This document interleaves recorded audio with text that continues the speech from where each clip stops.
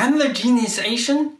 Welcome to the Genius family. During CES this week, there's a panel of 3 people make some suggestions what you should or should not do. Market is not efficient whenever you have something new. And this time, the AI revolution will bring tons of opportunities. But we first need to compare this time an internet revolution, gold rush. At the end of gold rush, not miners but merchants made money. And internet at the end, there are a few dominant forces. Even though at the beginning, internet, they are all small companies. But this time is quite different. There are 2 differences this time. The first, at the very beginning, a couple of a big dominant force come out. This did not happen at the beginning of the internet. And second, as soon as OpenAI released their product, the adaptation speed is really fast. So the speed and dominant force is the difference this time. This week CES, there are 3 people suggest 8 do's or don't. So watch. During their pitch, when they're sending you their deck, what are you looking for? What can really kind of get your attention from an investment standpoint? We have 2 things. I think one is as venture folks, we're looking for the size of the addressable market opportunity. You're going on a journey. If you're able to succeed in this journey, and how large a company could you build? Because for our math, there's a certain size of company, multi-$100 million, $billion, tens of $billion company that we're looking to find. You can build businesses that are smaller scale than that and be great businesses, make a lot of money doing that.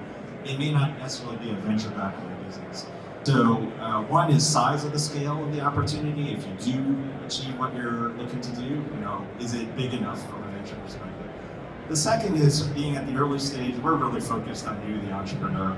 It's a long journey, and we're really focused on people. That's the soft side of our business, and making evaluation of that. So that's really important to us. And then it goes to what Alex was saying earlier in terms of how are you going to attack this problem.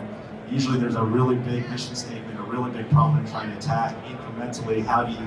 What are the milestones that you're going to set for yourselves to begin to make progress to that? And that's something that we spend a lot of time reviewing as well. Yeah, plus one to all that, and we look at that as well across all companies to kind of add a couple of points for AI companies specifically, and we alluded to it earlier. We're really looking for proprietary angles. Whether it's a proprietary workflow, proprietary algorithms that are complemented by some of these horizontal LLM models, proprietary data sets. That's what we're looking for to kind of set you apart from a company that, as I said before, comes in and says, hey, we've got this integration with OpenAI, and we're going to create a social network around that. That's tougher for us because one of my biggest fears, and our biggest fear, is thinking about a company that we invest in that overnight becomes obsolete because of the next update of OpenAI or Meta or Google. That's the worst case scenario. So we're trying to avoid that as much as possible. It may not be possible. They may still eat our lunch at the end of the day, but we want to see that defensibility being made. And the second point is more around the narrative, I would say. I don't think I can speak for every investor, but for us, it does not feel good to invest in technology that is going to essentially automate people's jobs away. We want to invest in technology that's going to do good for people and lift them up. We want to hear the story of how this is going to help people do more, how this is going to help entrepreneurs build awesome companies. One point that I think is super relevant and critical, when we look at businesses, even if they're not building native AI applications, I want to actually see how these entrepreneurs are leveraging AI internally to help them figure out what they should do. Because what sets startups apart from the incumbents is that they're able to move faster. They're able to do a ton of experimentation, do data-driven decision making, and figure out what the right answer is. And I think Gen AI can help you do that much faster. You can iterate through tons of marketing messages and product ideas. And so that advantage for startups could become even bigger. So I also want to hear that story. How are you leveraging AI internally? Because I think we're entering the golden age of startups, primarily because of all these innovations that are happening that are allowing entrepreneurs to do so much more with so much less, and that's because of this technology that's been built for decades. Such a great point. Daniela, I'll let you give maybe a final thought.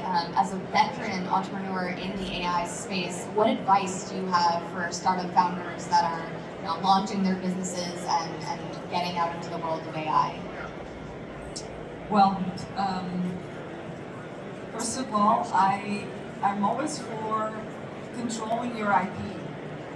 Just because if you don't control your IP and you rely on the latest update or the wrapper around something else, your business is at stake right there, and any migration of that wrapper to something else will be super disruptive.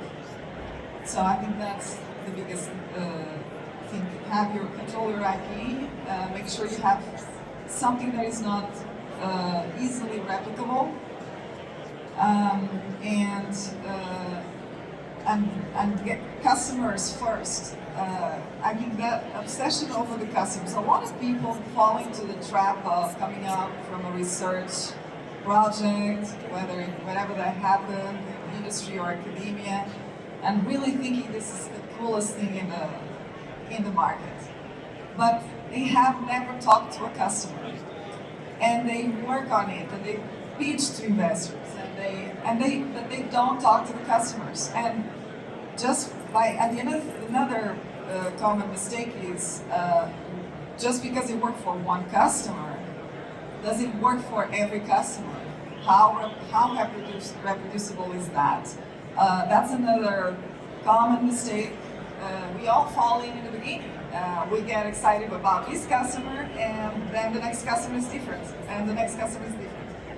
So I think those are kind of some of the top things. Such great advice. Thank you all. I want to make sure Their businesses around AI, and they are potential acquirers of businesses that we fund and that we build.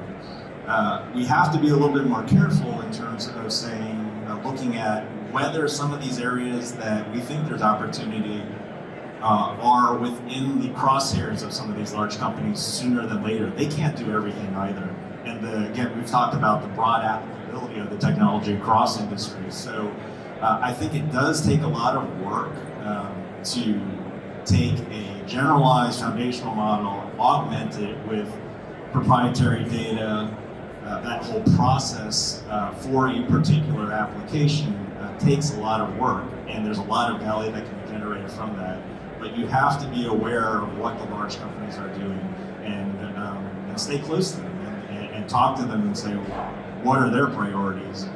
And in some cases, you may want to steer around those.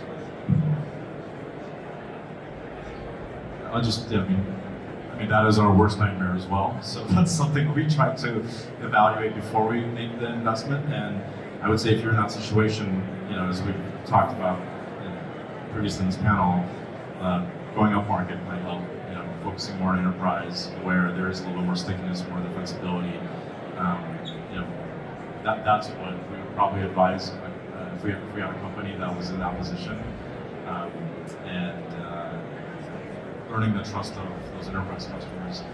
It's not as easy for them to switch off of you at that point, even if OpenAI or someone is replicating features. I would just add one thing. Accountability is not just from the big corporations who build the largest foundational models. It's from all of us that are building AI products. We need to ask ourselves, if we're using OpenAI, for example, what kind of data was in there? Was it all copyrighted and approved? Was it all consented? Why are the models performing like this in certain bias contexts? More than anything, and I love the open source world, but depending on the audience, depending on the audience, even if it's a consumer audience, our consumers have the right to know what's being served to them, what kind of data, what data, like the label in a nutrition in a product. We need to know what we're eating, what ingredients are in there. It's the same thing with AI. If we're building products, we need to ask ourselves these questions. Even though if it looks easier, faster, sexier to use that, we need to ask our questions. I love that, the instruction. That point, because today we are announcing our AI manifesto. We have a press release. It's under our website under the ethical AI component, and it really talks about what we stand for from a data angle and what we are against. So while scraping is not illegal because it hasn't been legislated. It only becomes legal or illegal, or it only becomes illegal when there's a regulation coming to it. That's why the CTA is in the hill, helping us with a lot, helping the world with that. That said, we the builders of AI, from our accountability, and perhaps there must be a lot more education in schools, in public society, around what does that mean to be ethical. But if you look at the standpoint from content creation, the content creators community, they have been highly impacted. Not everybody is in New York Times that can actually have the means to sue a company like OpenAI and Microsoft. There's a lot of anonymous content creators whose work is being completely ingested in these models, and they have lost the leverage of their creativity.